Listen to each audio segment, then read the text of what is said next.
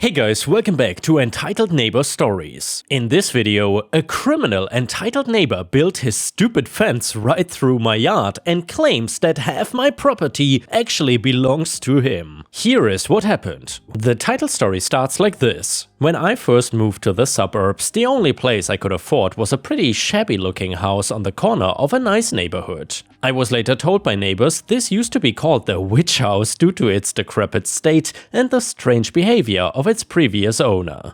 Over the months since I bought the place, I've put in blood, sweat, tears and a lot of cash into renovating it. The change I am proudest of is the yard. What was previously an overgrown jungle of weeds is now suitable for debut on the Country Club magazine. I got a long wooden bench in the corner of my yard on a raised stone patio with a small water fountain and a wide row of flower beds and vegetable plots that line my fence. After reducing the yard to an empty slate, I was surprised and lucky to see how much room I had, and I've made good use of it. I have even invited over the neighbors to show them the transformation, and they were very impressed. I'm glad to say that I get along with all my neighbors and life could not be sweeter. Then I had my vacation. After the grueling work was done, I was ready for a break and I didn't need much convincing to visit my cousin's lake house. What I had originally anticipated as a long weekend turned into a full week away from home, but I did have a great time and I was fully refreshed. I accidentally drove past my house the first time, not because I'm bad with directions, but everything looked completely different out front. A new chain link fence was put up to cut my front yard in half, with the splintered remains of my old fence piled up on the sidewalk. The landscape now looked more like a messy prison yard than the beautiful picture I had left it as not a week ago. I was furious. As I trailed along the border of the new fence, I noticed my greedy neighbor, Simon, had purposefully positioned it to steal all the best features. I basically found myself cut off from the bench, flower bed and vegetable patches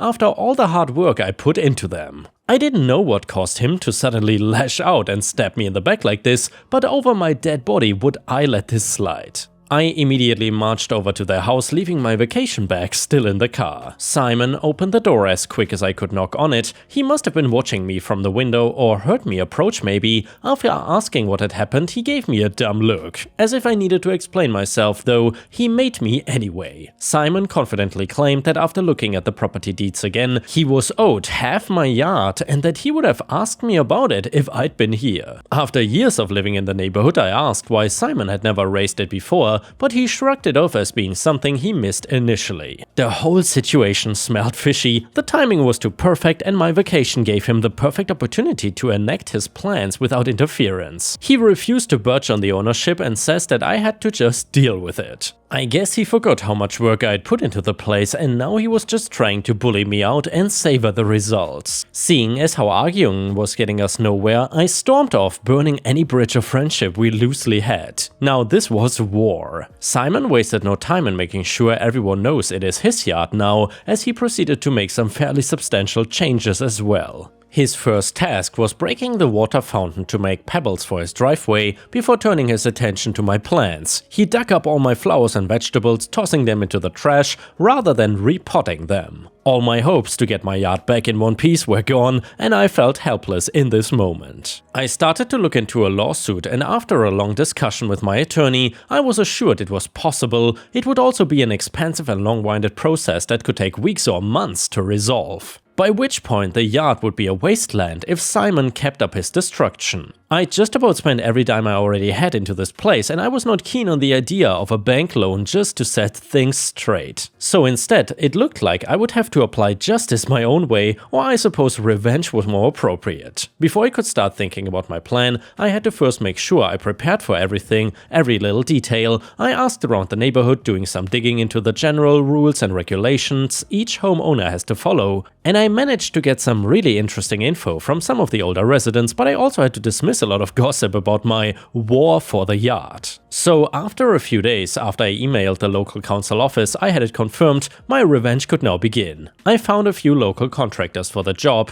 It was crucial that it was done quickly before my nosy neighbor could realize my plan and try to stop it. So one cloudy Monday morning later, just after Simon's car left the driveway, it began. The contractors had built up a an ugly concrete 15 feet tall wall right next to the chain link fence. The contractors were all grimacing as they looked over it. They must have thought I was mad to build something so big in the middle of the yard. After thanking and paying them, I waited for them to leave before making sure Simon hated it as much as possible, carving names into the wall and busting it up like a grimy city underpass. I went back inside pleased with myself and eagerly awaited his reaction later that evening. I was watching TV when it happened. I knew because I could hear his car pull into the driveway, the car door opened, and sounds of confusion as Simon likely gazed at the horrible wall. I waited by my front door, and as expected, within minutes of his return from work, he was knocking on my door furiously. I was about to open it when I had a change of heart. No reason why I should rush into an argument when ignoring him was so easy. So I woke up the next morning to more banging on my door. This time I opened it and confronted him.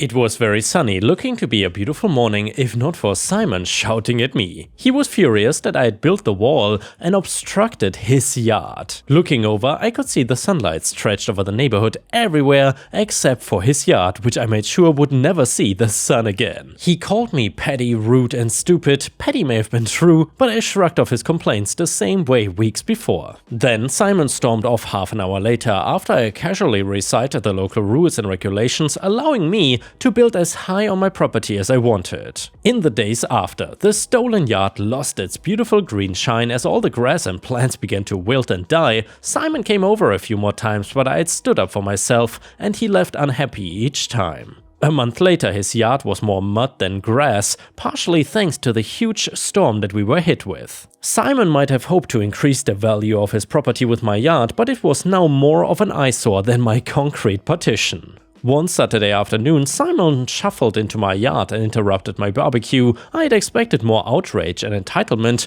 but the old man was now looking wary and defeated. He pleaded with me to take down the wall, and we eventually reached a compromise with his fence being removed as well. I later found out that Simon did all of this because he was intending to sell his house and was trying to increase the property value to get more money from potential buyers. Well, as soon as these potential interested buyers saw the ugly concrete wall and the dying flowers, they quickly left thinking that they would not want to live anywhere near such a maniac of a neighbor. That maniac being me, of course. Good riddance. And now let's move on to the next story. It starts like this. Insane friend extorted me. So these stories mostly involve me, 33 NB, and my wife, 36 female. A former friend of mine, Aaron, 43 male, and his son Ethan. These are set across a 6 or 7 year period. So shortly after my mom kicked me out at the age of 17, the day after Christmas, don't worry, she will have her own post eventually, after crashing with my best friend's family, I moved into my first place. It was an absolute slum, but it was only $200 per month total, utilities included. I was not there for very long, but in that time I had a couple of roommates, but eventually my girlfriend, now wife, moved in. Anyway, by chance we met an old friend of mine who had moved away at the grocery. We catch up, and after a few pretty solid days of hanging out, he introduces us to his friend group. One of these people is Aaron. Aaron was a decade older than the rest of us, but he was a big gamer, loved D&D, comics, fantasy novels, Star Wars, anime, etc., and was basically the older brother of that friend group who were a bunch of 20-something-year-old nerds. My wife and I hit it off with him pretty well. Despite my description of him, he was a pretty charismatic guy. Well, after hanging out for a few weeks, he had mentioned that he was the super of the building he lived in. He was in fact, by the way, not the super, and that his parents owned the entire place, which was true. He let us know that the apartment across the hall from his was opening up soon, and we jumped at the opportunity to get out of the hellhole we lived in. About a month later, we were neighbors, and things started out fine for the most part. So Aaron was recently divorced, and his son Ethan, who was 1 at the time, lived with him full time. In the beginning, he worked at the local KFC and he got free rent from his parents. All he needed to pay was utilities. Well, for whatever reason, I honestly cannot recall, he was let go from KFC, and from that point on,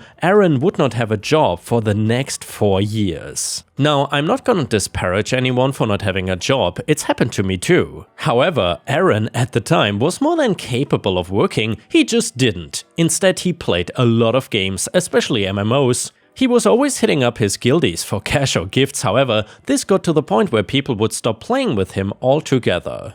During this time, he would often hit me and my wife up for money and gifts as well. On top of that, anytime we would head to the groceries, he would hand us gift cards and things and expect us to bring him home food too. Literally every single time. I live in a very walkable city and don't drive, so we would be carrying back food for this guy and his kid. Anytime we didn't, he would throw a huge tantrum, the dad, not the son, and talk about how we were taking food out of his son's mouth or punishing him for being a parent. Because my wife and I are child-free, he would say we didn't understand because we hated kids. We don't hate kids, mind, and little Ethan was basically like a nephew to us. Every once in a while he would also convince some of our driving mutual friends to take him on grocery runs, but those only happened maybe 2 or 3 times per friend because they wouldn't put up with him like we would. That all came to a head when he tried to guilt trip some of our friends, streamers on stream, at 1 AM for not dropping everything to drive across town, pick him up and buy him dinner. Yes, buy him dinner. This is 3 days after they bought him a $300 gaming chair because his fat ass broke his one. That and driving across town to build it for him too. When I say his fat ass, I really mean it too. He was pushing 500 pounds. Now, I'm pretty heavy myself. A lot of my friends and family are. I completely get it. However, one of the things he did was constantly eat out really big meals at buffets or ordering multiple pizzas, stuff like that. He said he liked cooking, but he basically never did. This did not help his weight and it very much didn't help his budget. During this time, and later when he finally got his new short-lived job, he was always asking my wife to watch Ethan while he went out to who knows where. We are talking 5 to 10 hours at a time, sometimes for days on end. She saw Ethan more than Aaron did. We were there for diaper changes, baths, potty training, meals, all of it. My wife basically raised him. All of this without pay other than him occasionally buying us some food. Because his divorce was insanely bad, his wife tricked him into having Ethan by lying about birth control, stole his car and crashed it, resulted in him losing his car, having his license revoked,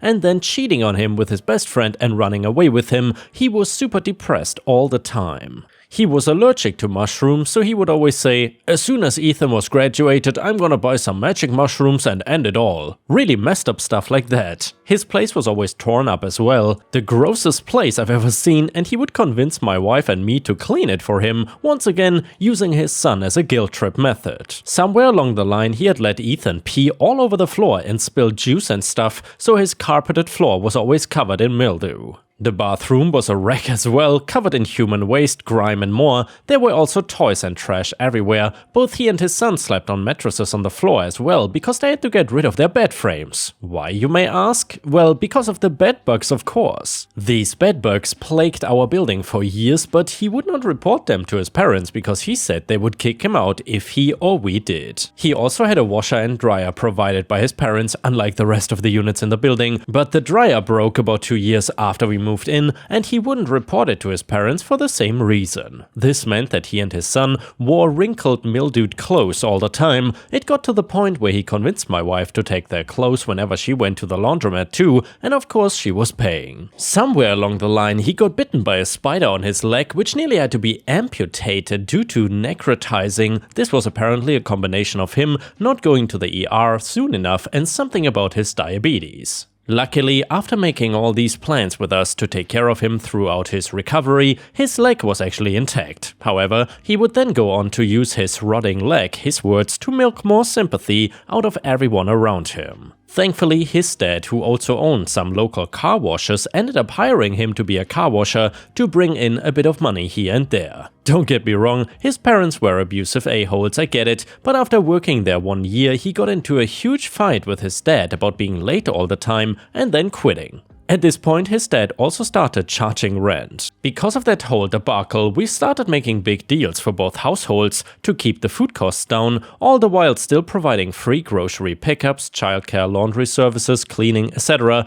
By this time, Ethan was in school as well, so my wife would walk him to and from there before taking care of him in the evening. We also started giving them $500 per month to help him get back on his feet with the promise that he would look for a job. Right out of the gate, he said he would not do anything that had him on his feet because of the rotting leg, fair I guess, but he also would not work a temporary job or at a call center. Also, because of not driving, it had to be within walking distance, but not too far because of the leg and his weight. So basically the only jobs he could do were online, so instead of looking for data entry or something like that, he decided he wanted to be a streamer. F me, that summer his AC broke along with his oven. Again, instead of reporting it to his dad, the landlord who was responsible for these things, he begged me and my wife to pay for the fixes. Well, around this time, I got an offer to move into an apartment complex literally only 3 miles away that was exclusively for artists. I myself was a full-time artist working in game dev and doing some freelance photography